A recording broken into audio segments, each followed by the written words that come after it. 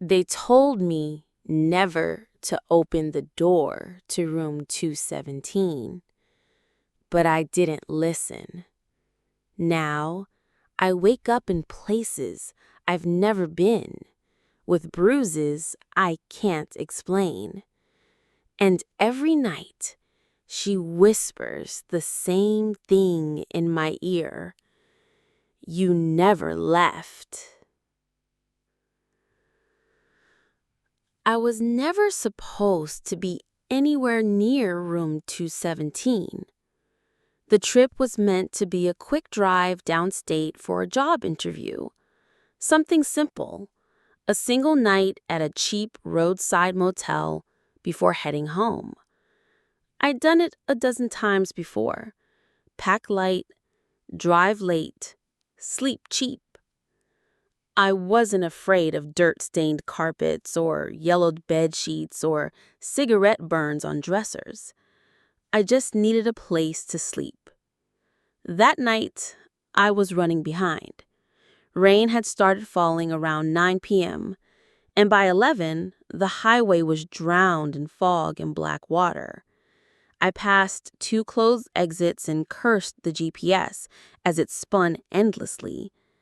Then, as if it appeared out of nowhere, a glowing red vacancy sign blinked through the fog.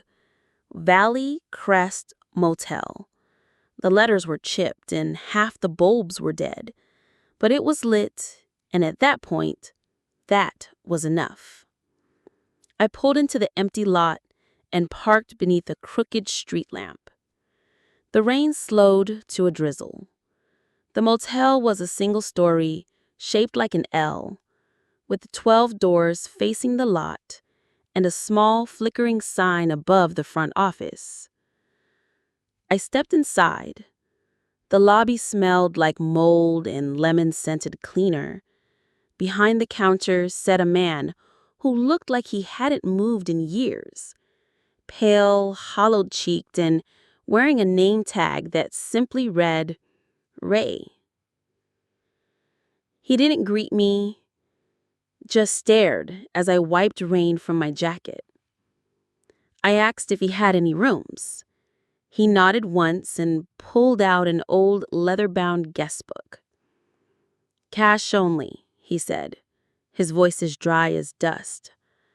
I handed him 2 20s. He scribbled something in the book and slid over a tarnished brass key with a large chipped plastic tag. 217. Back left corner. End of the row. He said nothing else. No Wi-Fi code, no breakfast hours, no small talk. Just slid the key and turned away. I walked across the lot to the room. The rain had stopped, but the air smelled metallic, like rust and wet dirt. The room was just what I expected. Old furniture, a sagging bed, a buzzing overhead light, and a bathroom that smelled faintly of bleach and something else I couldn't place. Maybe mildew or something older.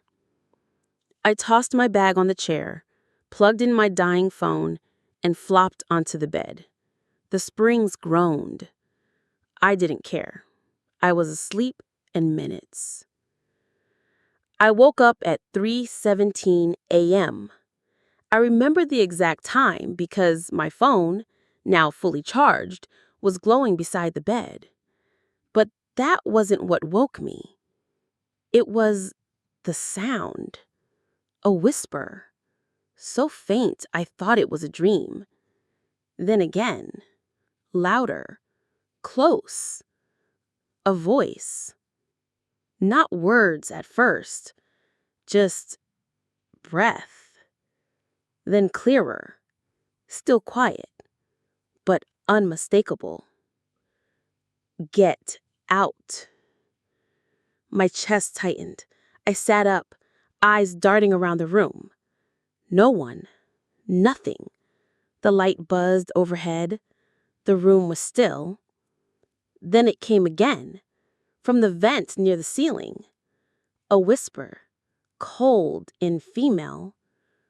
Don't look. I stood up slowly. My mouth was dry.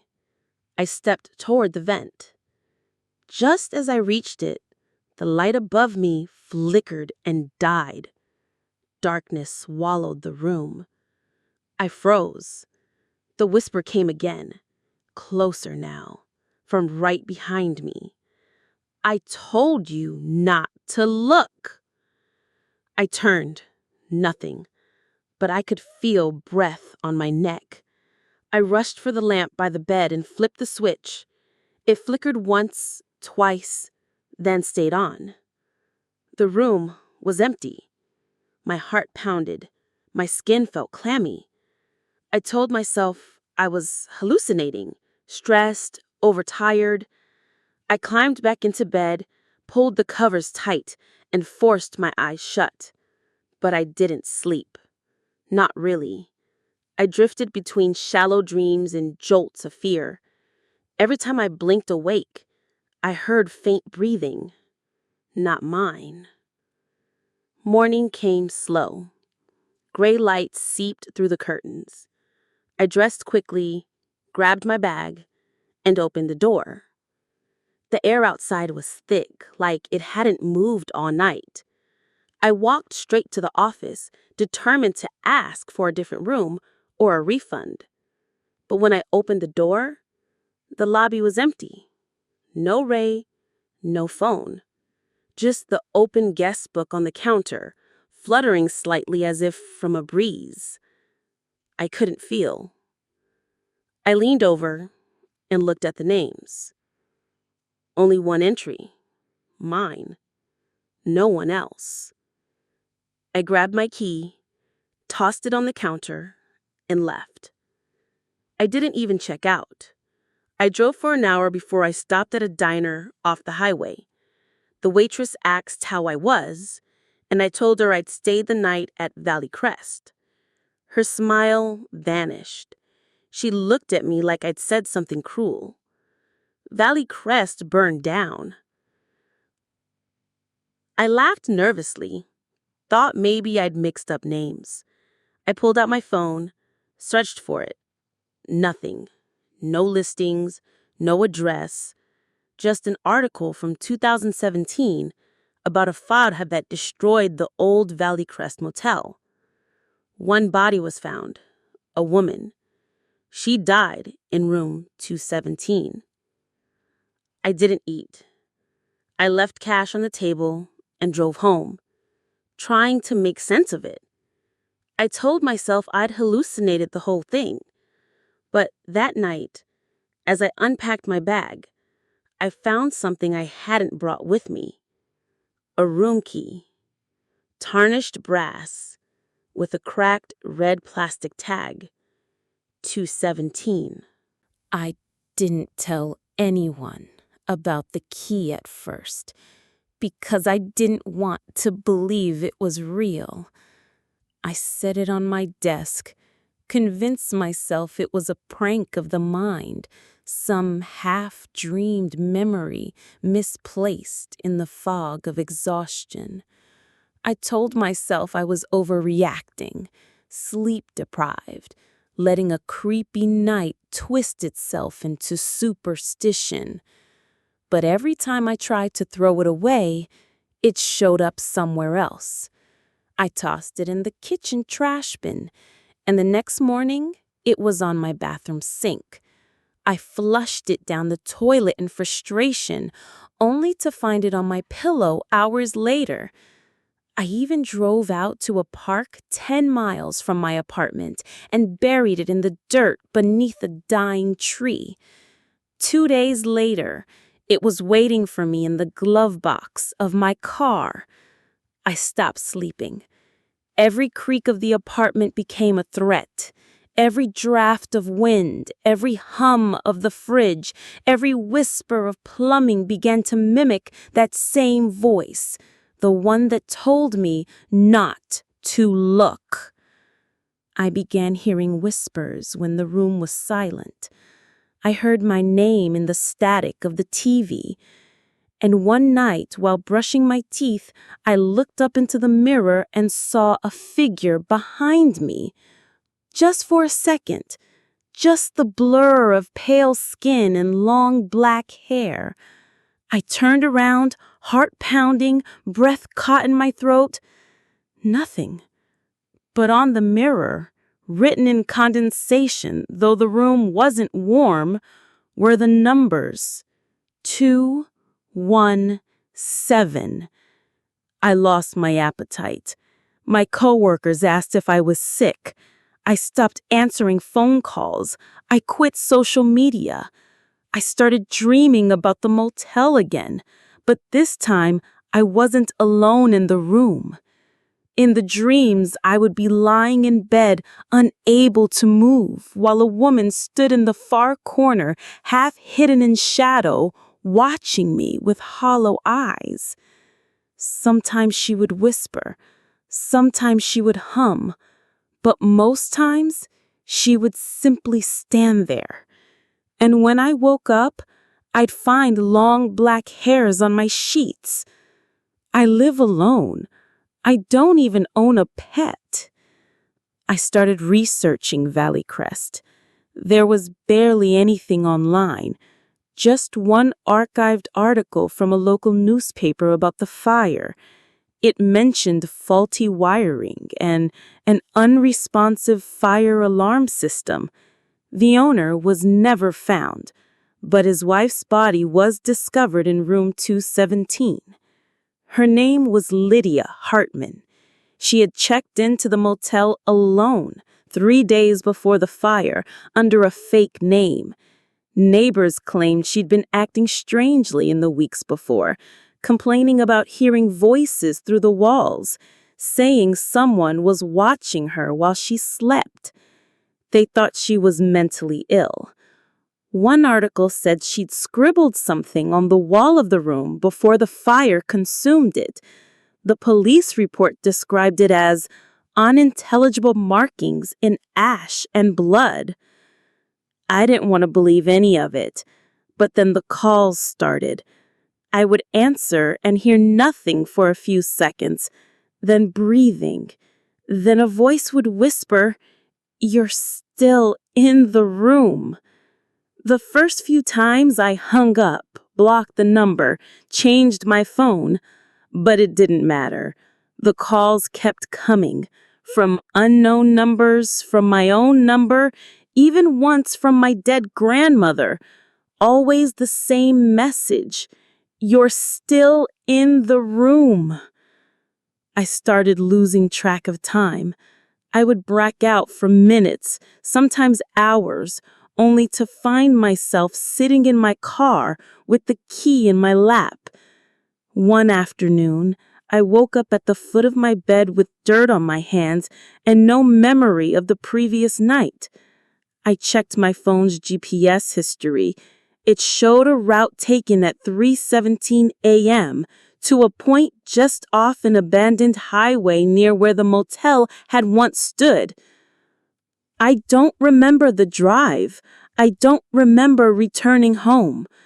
But I do remember the dream I had that night. In it, I stood inside room 217, only it was burned and blackened.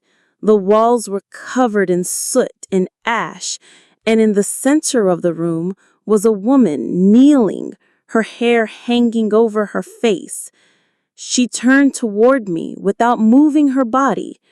Her mouth opened, impossibly wide, and a stream of whispering voices poured out. Thousands of overlapping whispers, hissing like wind through broken glass. I screamed myself awake. My neighbors called the police thinking something violent had happened. When they arrived, they found me curled in the corner of my kitchen, rocking back and forth with the room key clutched in my hand. They asked if I was on drugs. I told them I was haunted. They left. I was alone again.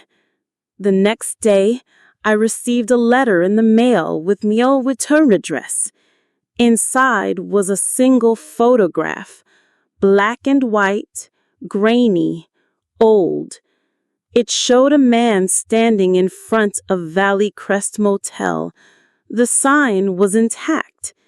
The man's face was blurred, but behind him, in the window of room 217, was a woman with her hand pressed against the glass. Her face wasn't just blurred, it was wrong, distorted, as if the film had been twisted during development. That night, the whispering returned, louder than ever. It came through the walls, through the vents, through the mattress. And then the door to my bedroom creaked open slowly. No wind, no movement, just that slow, deliberate sound. And standing there, in the doorway, was the same figure from my dreams, pale, hollow-eyed, drenched in shadow. I couldn't move, couldn't breathe. She didn't walk. She drifted, floating toward me without sound, without effort, without mercy. And when she leaned close, I smelled smoke and old blood and something ancient. She whispered just one word: stay. I didn't remember falling asleep, but I woke up on the floor, drenched in cold sweat, heart thudding in my chest like a jackhammer. The key to room 217 was clenched so tightly in my fist that the jagged brass edge had drawn blood from my palm. My entire apartment was silent, and yet the silence itself felt like a scream held in the throat of the building.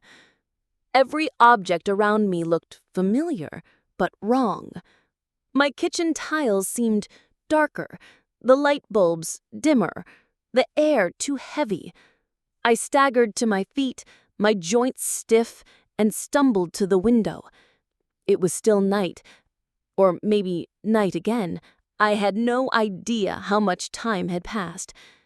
I pulled back the curtain, expecting the lights of the street, the faint sound of traffic, anything to ground me back into the real world.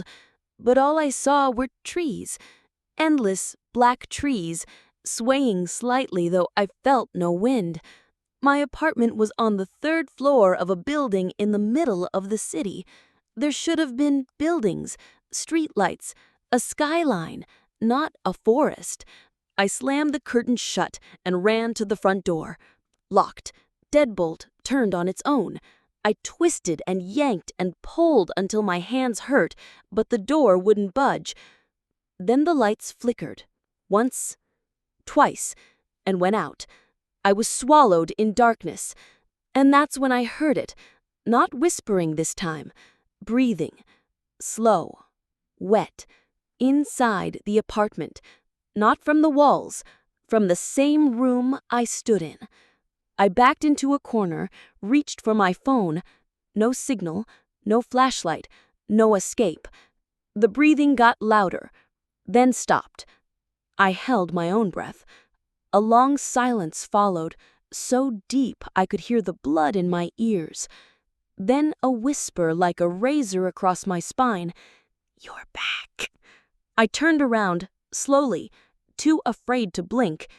Nothing. I reached for the light switch. Nothing.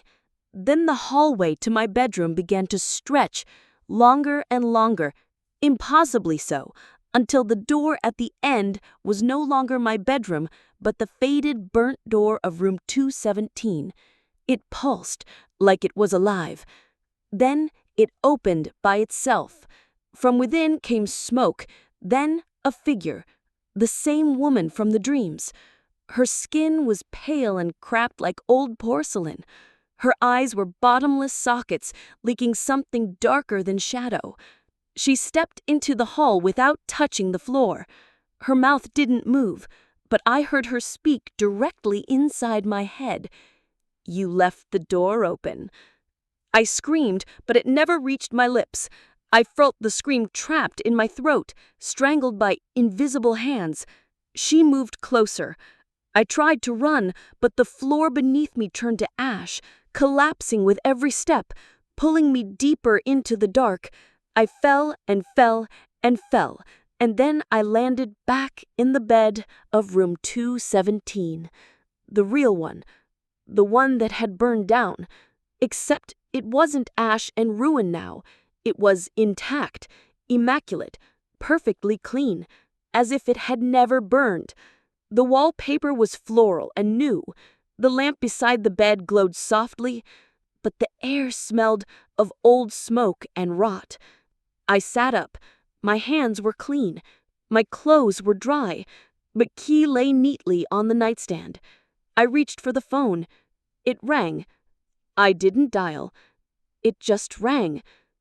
I picked it up and put it to my ear. My own voice whispered back, "You never left." I dropped the phone.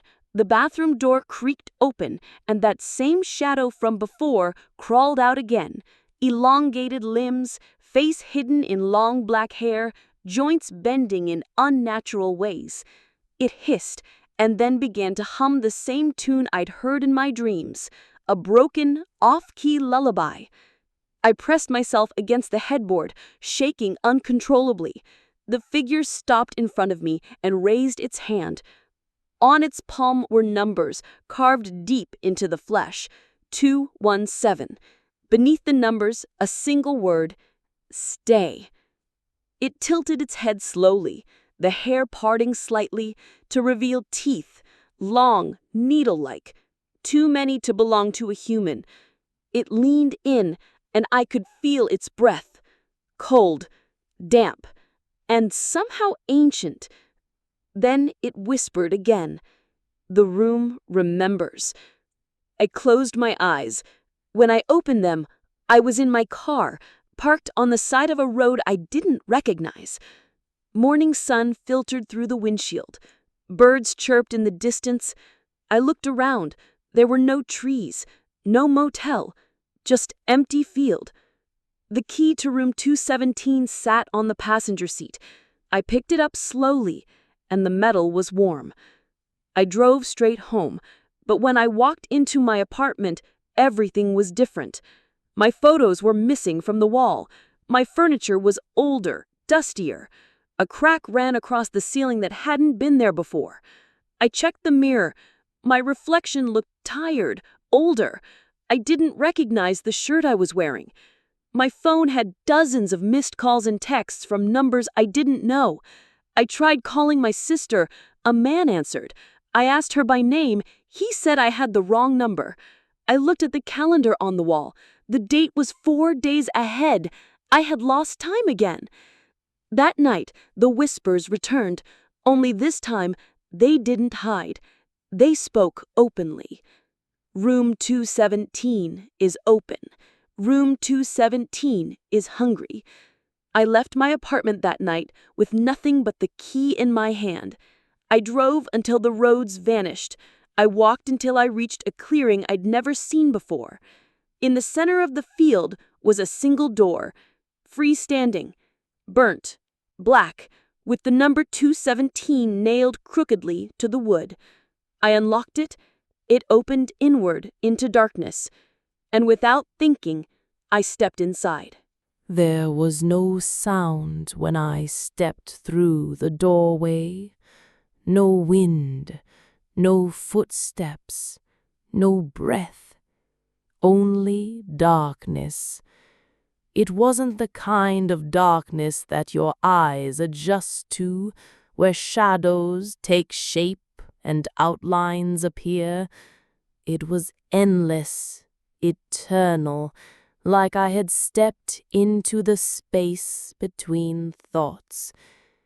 I couldn't feel the ground under my feet, couldn't see my own hands, yet I kept walking, pulled by something ahead I couldn't name.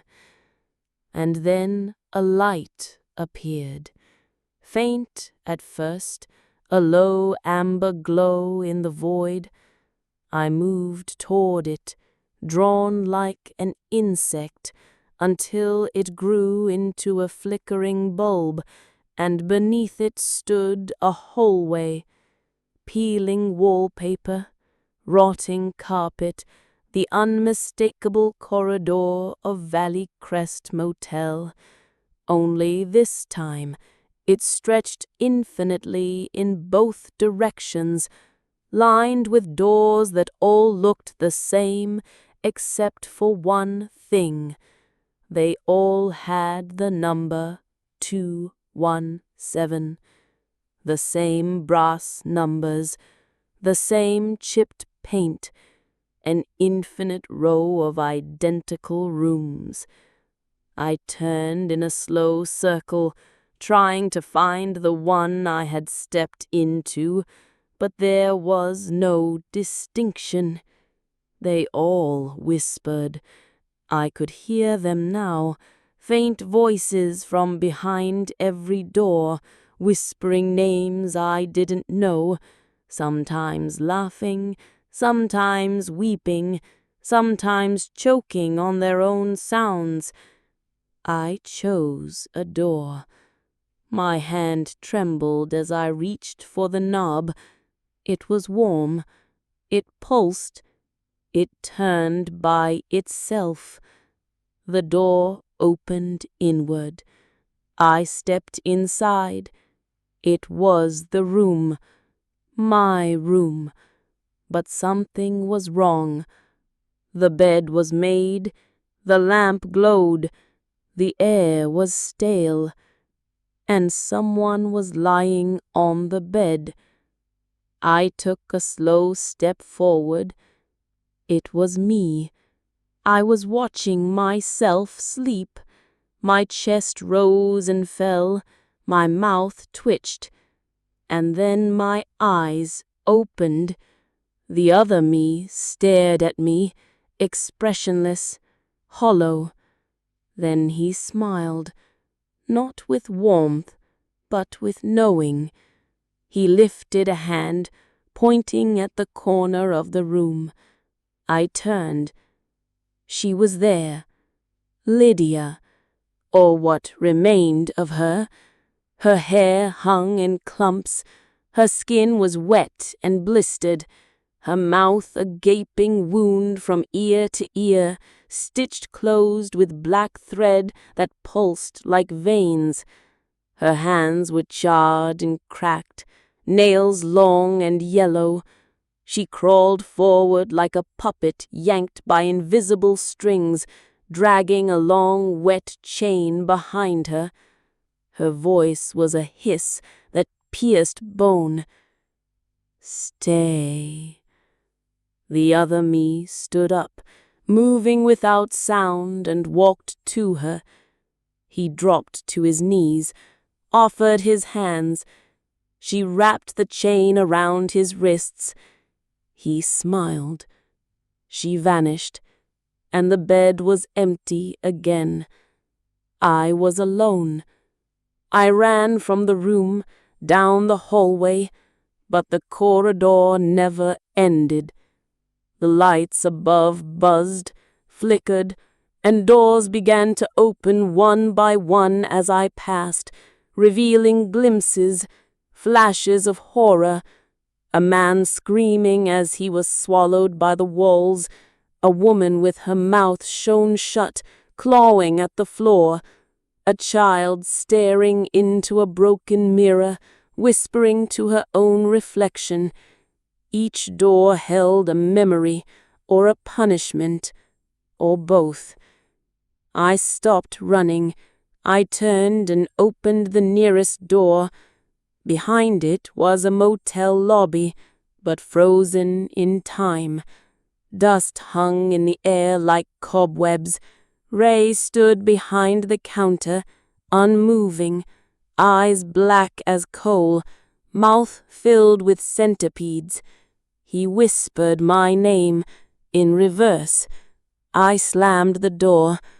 I opened another. I saw my childhood bedroom, but wrong.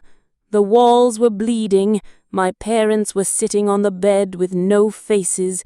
their hands clasped over a newborn wrapped in burning sheets. I closed it. I opened another. I was in a hospital. The beeping of machines filled the air. I saw myself on a gurney, chest cut open, lungs shriveled, heart missing. Doctors with blank stares whispered room 217 over and over. I backed away. Every door was a version of the same trap. Every door fed on fear. And then I saw it, the end of the hallway, one final door bathed in red light. The numbers were burned into the wood, black and bubbling. I approached. The air was thick with smoke and rot. I opened it. It was the original room, Valley Crest, burnt, black. The bed frame melted, the walls scorched, the window shattered. In the center of the room, sitting in a chair facing away from me, was Lydia. She turned slowly. Her face was a void, no eyes, no mouth, just a swirling mass of shadow. She reached for me. I stepped back, but the door behind me slammed shut.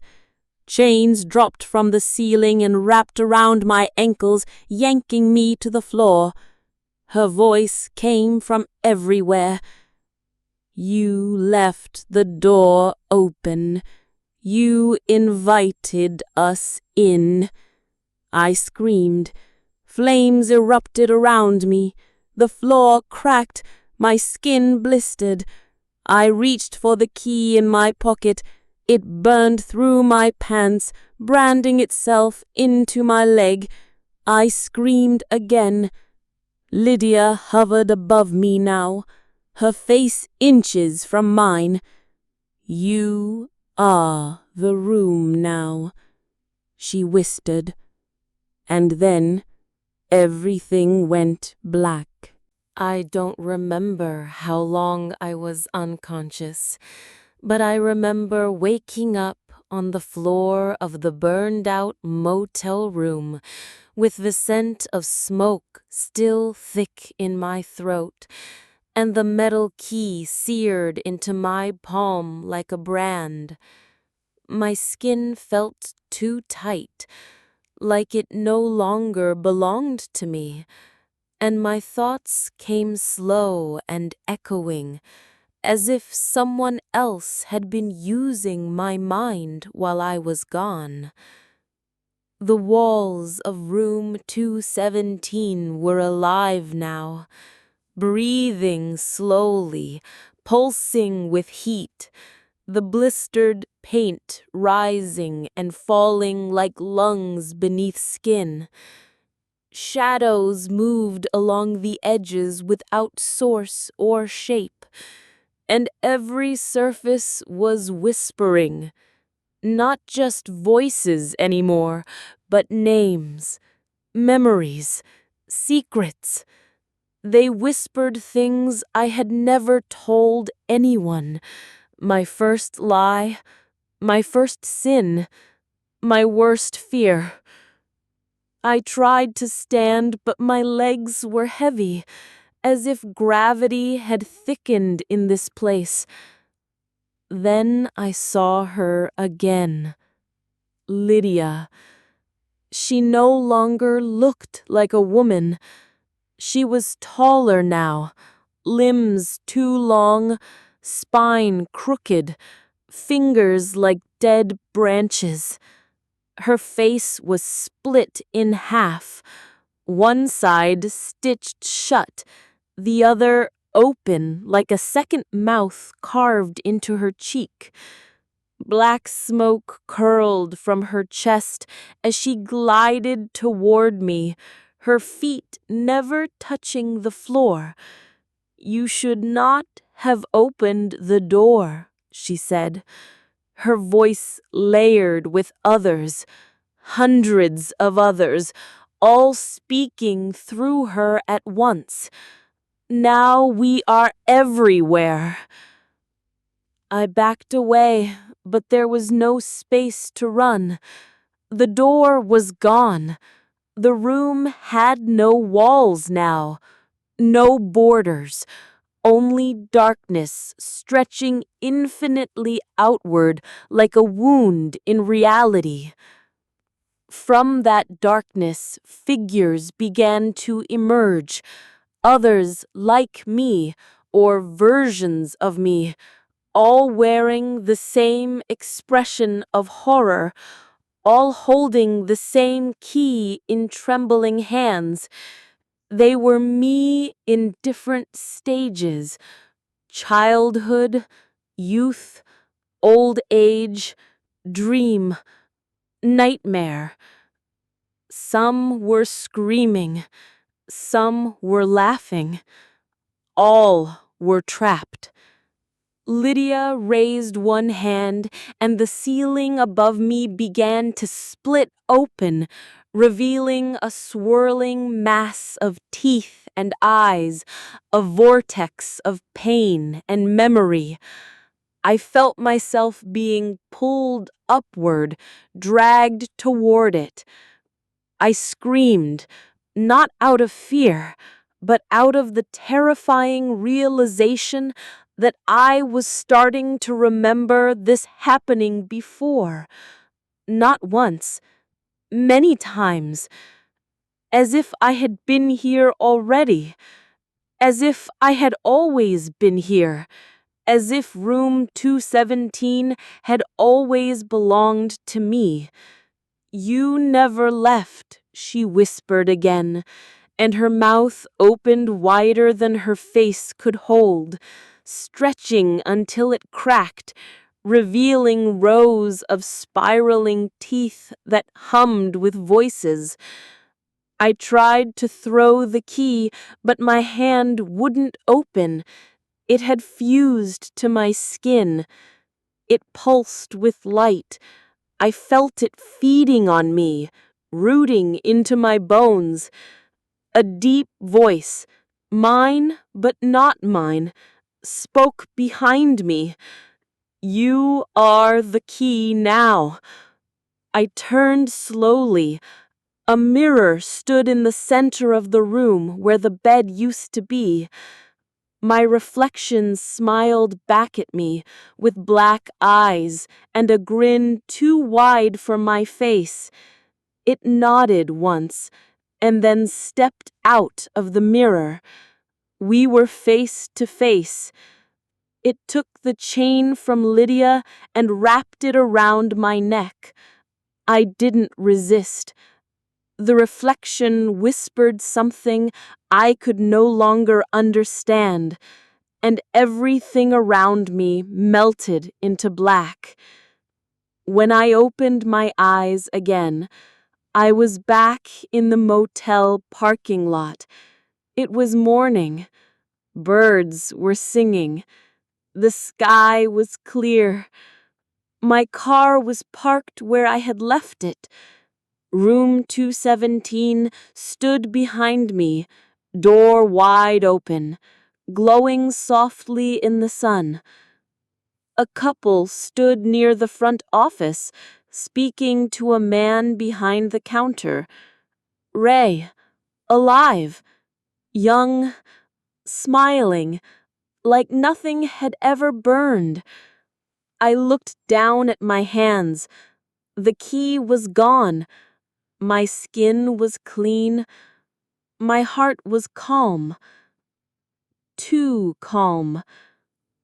I walked toward the couple, wanting to warn them, scream at them to leave, but no sound came from my throat.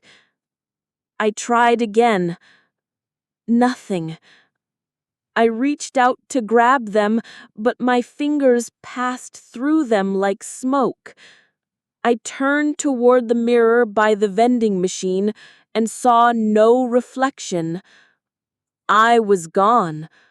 Or worse, I was part of it now. The door to room 217 creaked shut slowly.